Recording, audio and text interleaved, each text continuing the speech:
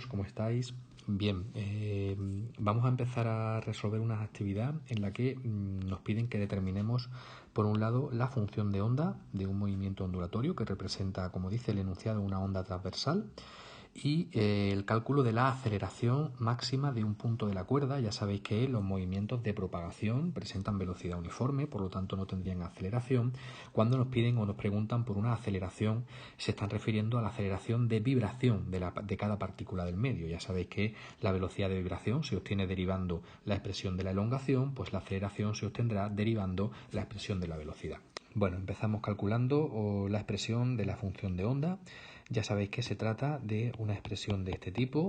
Ya hemos hecho algo parecido. Yo tendré que particularizar para mi movimiento introduciendo en esta función de onda todos los parámetros que yo pueda obtener del enunciado. En este caso los tendré que obtener a partir de la gráfica que nos representa la elongación en función de la distancia de separación al foco, es decir, de y en función de x. Bien, de todos estos datos vamos a empezar a sacar la información, todos esos datos los vamos a empezar a obtener o vamos a empezar a sacarlos de la gráfica, incluso de la velocidad de propagación que me dan en el enunciado, que es de 80 metros por segundo. Bueno, con respecto a la amplitud, pues la amplitud la voy a determinar mirando la gráfica y viendo cuál es el punto máximo de separación de un punto de la cuerda con respecto a su posición de equilibrio, y en este caso vemos que la amplitud viene dada por lo tanto en metros. Estamos hablando de aproximadamente unos 4 metros de amplitud. Bien, para calcular el valor de omega y de k necesito tanto longitud de onda como frecuencia. Pues vamos a ver de dónde podemos sacar cada uno de esos parámetros. La longitud de onda ya sabéis que es la distancia de separación mínima que existe entre dos puntos del medio que se encuentran vibrando o que se encuentran en el mismo estado de vibración. En este caso, la longitud de onda es de 8 metros.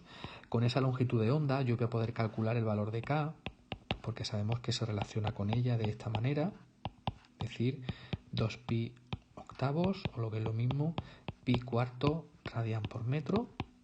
Este valor de k es el que tendré que introducir en la expresión de mi función de onda.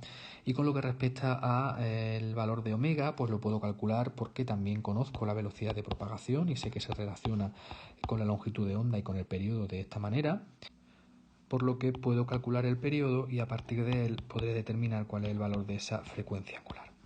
Bien, divido esa longitud de onda entre los 80 metros por segundo de la velocidad de propagación, es decir, aproximadamente 0,1 segundos, y como el valor de la frecuencia angular se relaciona con el periodo de esta forma, pues simplemente dividiendo 2pi entre 0,1 obtengo 20 pi radian por segundo.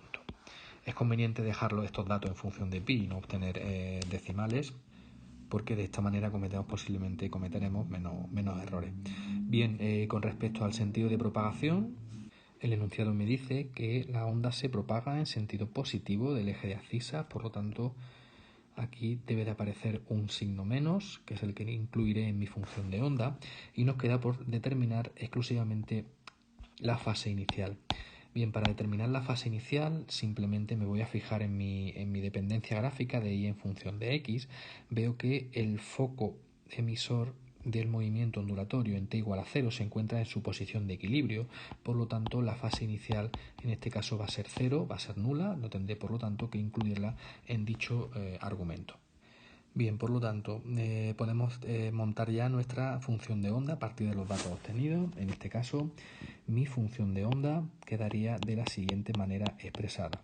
Y en función de x y de t sería igual a 4 por el seno de 20 pi t menos pi cuartos de x. Os recuerdo que esto está expresado en unidades del sistema internacional, porque así lo hemos definido, así se define en el enunciado, y esas son las unidades que aparecen en la dependencia gráfica de x, de y frente a x.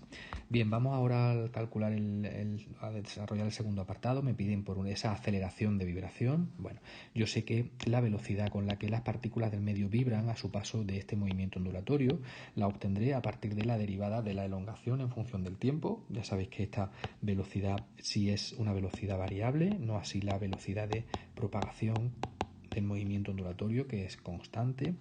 Lo único que tendré que hacer será derivar sin equivocarme es decir, la derivada de 4 por el seno de 20 pi t menos pi cuartos de x, o lo que es lo mismo, 4 por 20 pi por el coseno de 20 pi t menos pi cuartos de x, operando 80 pi coseno de 20 pi t menos pi cuartos de x, y todo esto medido en metros por segundo porque se trata de la velocidad de vibración. Bien, para calcular la aceleración simplemente tendría que derivar esa expresión en función del tiempo. Veis que si nos equivocamos a la hora de derivar la elongación en función del tiempo, es decir, a la hora de obtener la velocidad, voy a arrastrar ese error porque para obtener la aceleración tendría que derivar esa velocidad. Vamos a tener cuidado con ese tipo de cuestiones. Bien, simplemente derivo, por lo tanto, 80 pi coseno de 20 pi t menos pi cuartos. Derivo y obtengo menos 80 pi por 20 pi por el seno de 20 pi t menos pi cuartos de x, opero y obtengo menos 1600 pi cuadrado por el seno de 20 pi t menos pi cuartos de x. Esta sería la expresión general de la aceleración de vibración de un punto del medio. Veis que efectivamente la aceleración depende tanto del tiempo como de la distancia al foco, pero en el enunciado me están preguntando por el valor máximo de esa aceleración. Pues ese valor máximo se obtendrá cuando el seno de 20 pi t menos pi cuartos de x valga menos 1, en cuyo caso la aceleración máxima quedaría o arrojaría un valor de 1600 pi cuadrado metros por segundo cuadrado, es decir, la aceleración máxima sería igual en este caso a 1600 pi cuadrado metros por segundo